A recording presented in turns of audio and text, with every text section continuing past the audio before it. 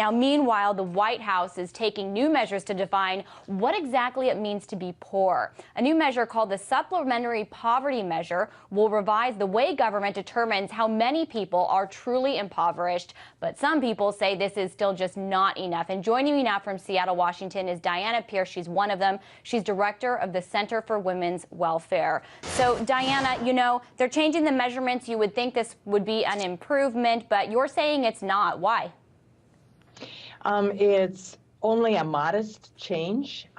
It doesn't. The major problem with the current poverty measure is that it doesn't measure poverty. It's too low. It's fallen way, way behind over the years. And so now we need to have a higher level threshold where people over it are not poor and people under it. Right now, it's so low that, in fact, many government programs use a multiple of the poverty threshold, as much as 400% of the poverty threshold to determine eligibility for programs for people who don't have enough to meet their needs. For the state child health insurance program, some states' costs are so high that people over the poverty line are still poor, too poor to meet their needs, in particular their needs for child health insurance. Okay, but break it down for us. Who exactly would this new poverty measure affect, or what are the real risks of it? First of all, it won't directly affect people immediately because they're going to go through a process of developing the measure. It's not going to change eligibility.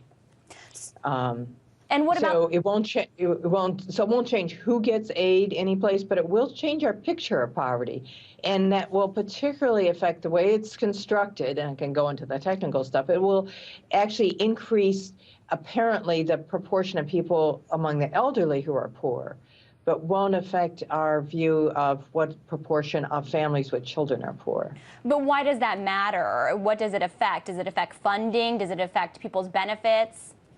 It's going to affect programs, and we're going to say, well, we need to do more programs for the elderly, and we don't need to do more programs for families with children. So it won't affect eligibility, but it will affect our view of who is poor.